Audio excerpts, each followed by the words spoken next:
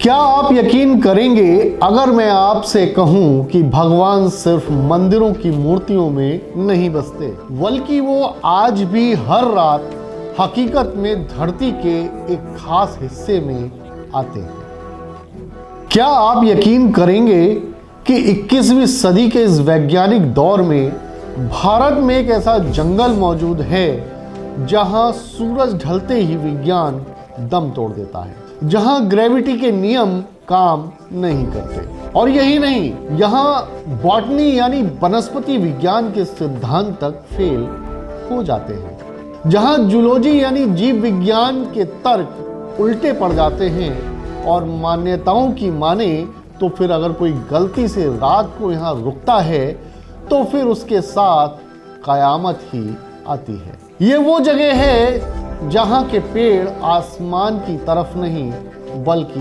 जमीन की तरफ बढ़ते हैं। वहां तुलसी के पौधे अकेले नहीं बल्कि जोड़ों से उगने लगते हैं। हर रात एक बंद कमरे में भगवान के लिए बिस्तर लगाया जाता है और सुबह ऐसी मान्यता है कि वही बिस्तर बिखरा हुआ मिलता है। और ये किसी डरावनी फिल्म की कहानी नहीं है, ये कहानी है उत्तर प्रदेश के वृंदावन में स्थित निधिवन की, श्री कृष्ण की वो रहस्यमय नगरी जहां इंसान की समझ की सीमा खत्म होती है और ईश्वर का चमत्कार शुरू हो जाता है। नमस्कार, आध्यात्मिक दर्पण की इस नई पेशकश में आप सभी का हार्दिक स्वागत है। आपके साथ मैं हूं आशीष जौहरी और आज ये खास वानगी निधिवन के रहस्य से हम आपको रूबरू कराने जा रहे हैं।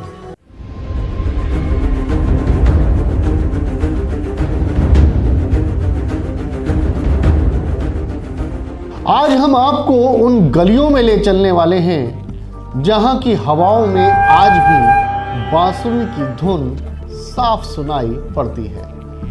हम पर्दा उठाएंगे निधिवन के उस सच से जिसे जानने के लिए दुनिया भर के वैज्ञानिक और तमाम बड़े बड़े अंतर्राष्ट्रीय टीवी चैनल्स आए और सब आखिर में सर झुकाकर वापस लौट गए। जी हाँ, निधिवन, यह शब्द दो शब्दों से मिलकर बना है। निधि का अर्थ होता है खजाना और वन आप जानते होंगे यानी जंगल। लेकिन यह खजाना सोने चांदी या हीरे मोतियों का नहीं है, यह खजाना है भक्ति और रास लीला का।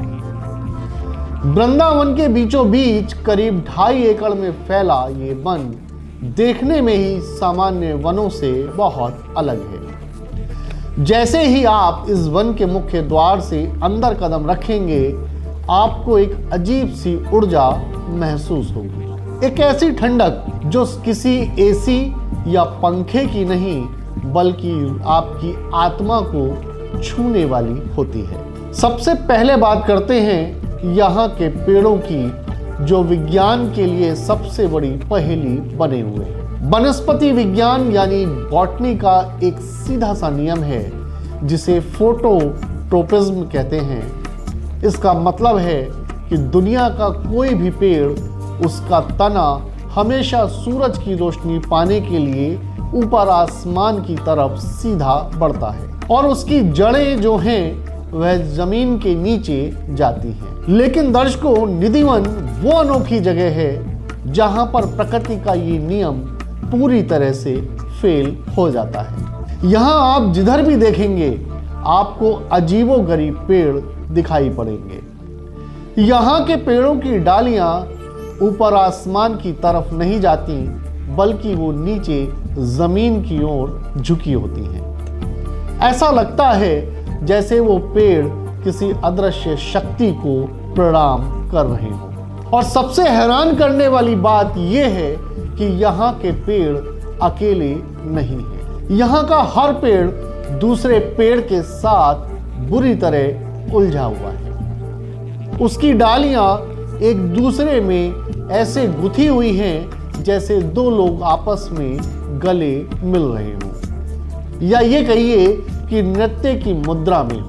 वैज्ञानिकों ने इन पेड़ों पर रिसर्च भी की यह पता लगाने की कोशिश की कि आखिर इन पेड़ों का डीएनए कैसा है, लेकिन दर्शकों कोई भी संतोषजनक जवाब आज तक किसी को भी नहीं मिला। यहाँ पानी की कमी है, जमीन भी सूखी है, लेकिन फिर भी यह पेड़ सदियों से हरे भरे हैं। स्थानीय मान्यता और संतों का यह कहना है कि ये पेड़ साधारण लकड़ियां नहीं हैं। ये वो 16,000 गोपियां हैं जिन्होंने द्वापर युग में श्री कृष्ण के साथ रास रचाया था।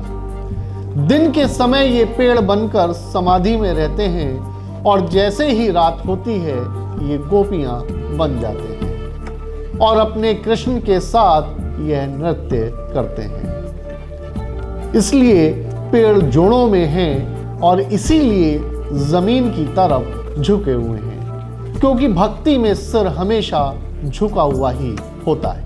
निधि वन का दूसरा और बड़ा रहस्य है यहाँ के जानवरों से जुड़ा हुआ, जो जीव विज्ञान यानी कि ज़ूलॉजी के सारे सिद्धांतों को चुनौती देता है। हम सभी जानते हैं कि बंदर और पक्षी पेड़ों पर रहते हैं। शाम होते ही पक्षी अपनी घोंसलों में लौट आते हैं और बंदर पेड़ों की ऊंची डालियों पर जाकर सो जाते हैं। ये उनका प्राकृतिक स्वभाव भी है, नेचुरल इंस्टिंक्ट। लेकिन निधि वन में कुदरत का नियम इसके एकदम विपरीत है। अगर आप कभी शाम के वक्त निधि वन में जाएंगे तो आप एक अजीब सा दृश्य देखेंगे। जैसे ही सूरज ढलने लगता है, मंदिरों की आरती, घंटियां बजती हैं, वैसे ही निधि वन में एक अजीब सी भगदड़ मच जाती है। जहां हजारों की तादाद में बंदर रहते हैं, दिन भर ये बंदर श्रद्धालुओं से चश्मा प्रसाद छीनते रहते हैं, उधम मचाते हैं, लेकिन शाम होते ही ये सारे बंदर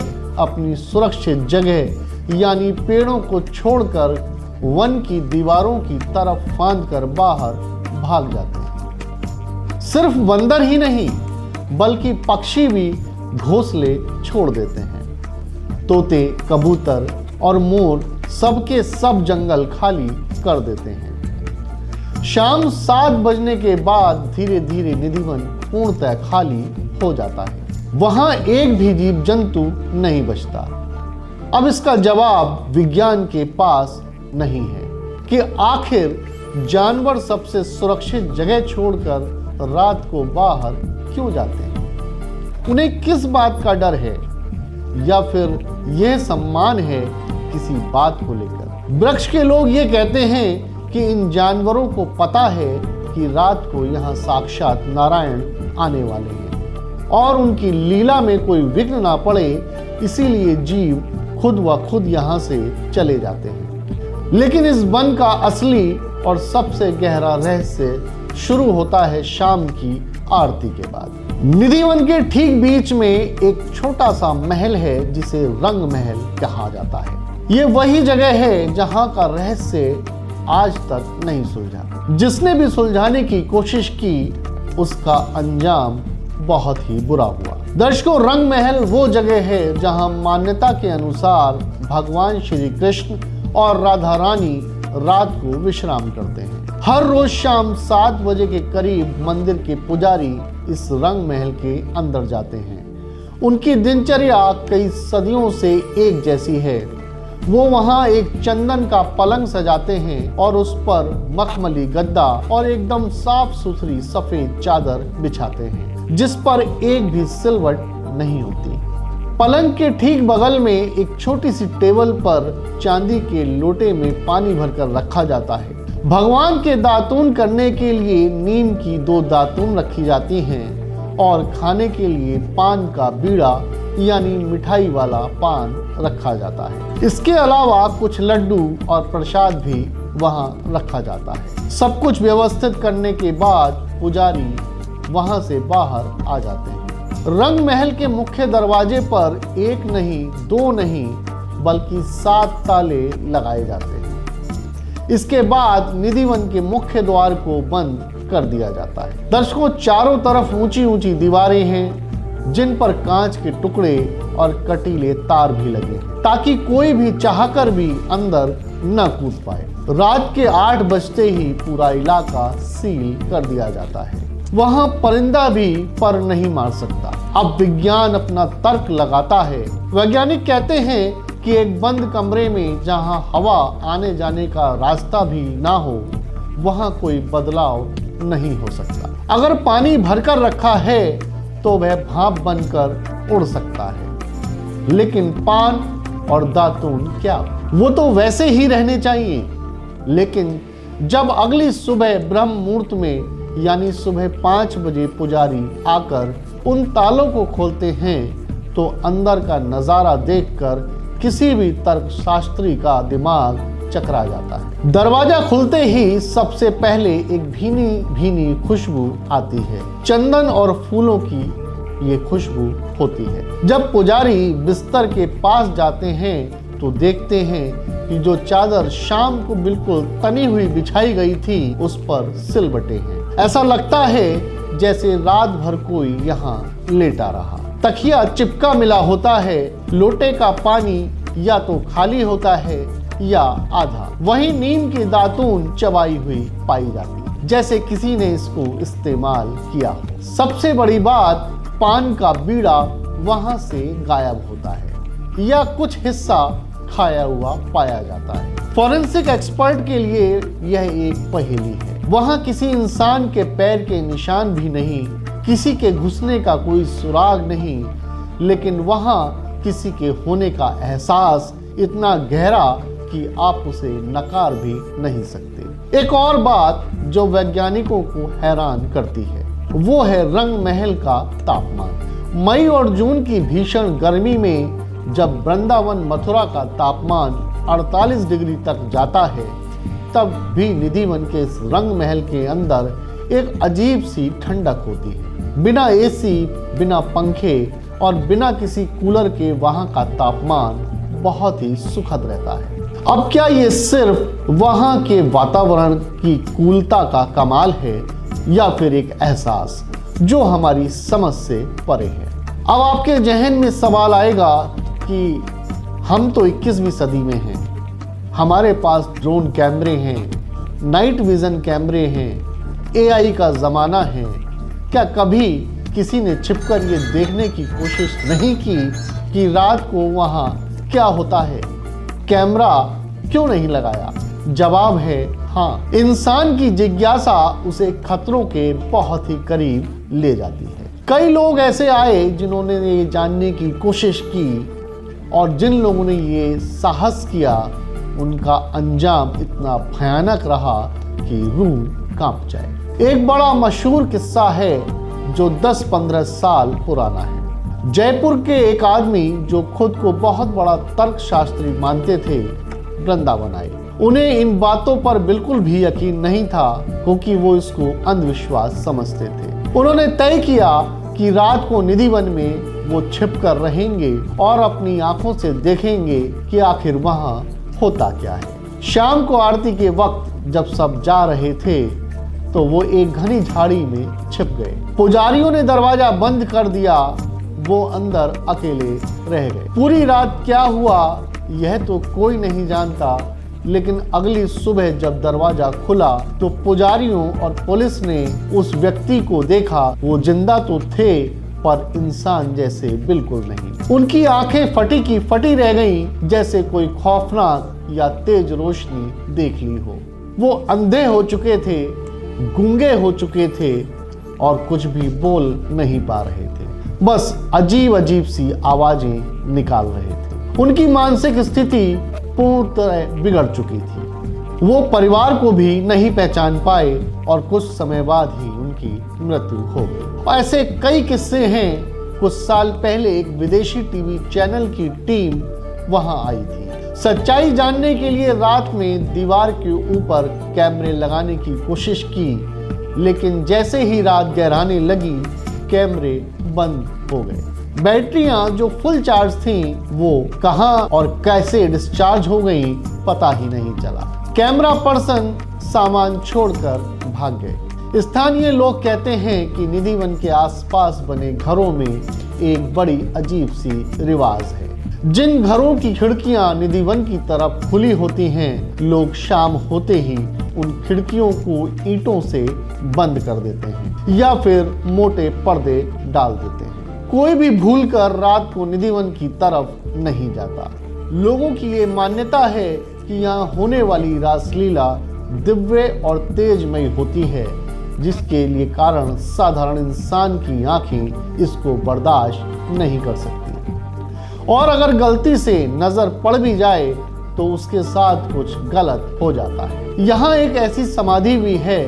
कहा जाता है कि स्वामी हरिदास जी, जो तानसेन के गुरु थे और जिन्होंने अपनी भक्ति और संगीत से बांके बिहारी को प्रकट किया था, स्वामी हरिदास जी यहीं बैठकर भजन गाते थे और श्री कृष्ण साक्षात उनके सामने आकर बैठते थे। ये वही जगह है जहां भगवान का भक्त से मिलन होता है। निधिवन में एक कुंड है जिसे ललिता कुंड भी कहा जाता है। मान्यता है कि रासलीला के दौरान जब ललिता सखी को प्यास लगी तो कृष्ण ने अपनी बांसुरी से जमीन खोदी थी और वहां से पानी निकाला। आज भी लोग उस कुंड के पानी को प्रसाद के तौर पर ग्रहण करते हैं। तो दर्शकों, ये कहानी है निधिवन की, एक ऐसी जगह जहां तर्क हारता है और चमत्कार जीतता है। कई इसे अंधविश्वास भी कह सकते हैं और वो ये कहते हैं कि यह सब पुजारियों का किया धरा है। लेकिन जो लोग गए हैं, जिन्होंने महसूस किया है, वो जानते हैं कि कुछ तो है, कुछ ऐसा जो हमारी समझ से परे है। विज्ञान जहां सबूत मांगता है, आस्था विश्वास मांगती है। निधिवन में विज्ञान अपने घुटने टेक देता है। 5000 साल बीत चुके हैं, सभ्यताएं बदल चुकी हैं, लेकिन कृष्ण ने अपना वादा आज भी नहीं तोड़ा है। वो आज भी आते हैं, आज भी राधा के साथ रास चाहते हैं। वे आज भी सोते हैं, दातून करते हैं, पान खाते हैं। फर्क इतना है कि द्वापर में सबके सामने थे और कलयुग में पर्दे के पीछे हैं। जी हाँ दर्शकों, यही निधिवन है। यही हमें बताता है कि भगवान कहीं दूर आसमान में नहीं बैठे।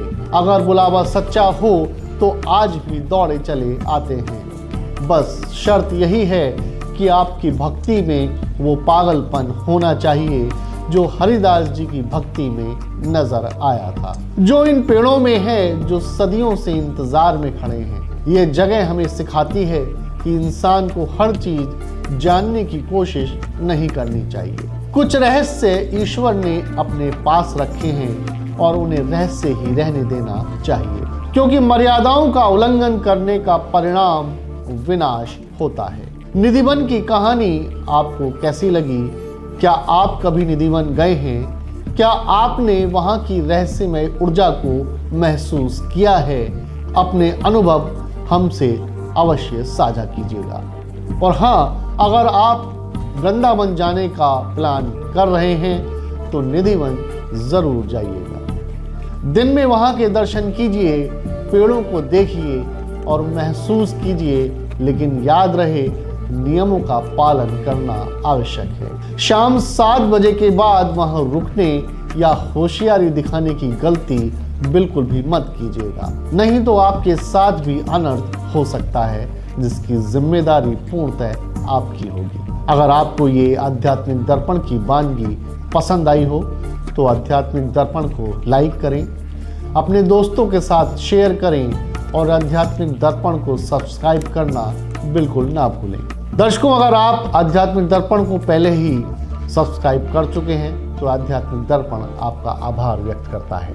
मिलते हैं फिर किसी नई पेशकश के साथ, तब तक दीजिए मुझे आज्ञा। नमस्कार।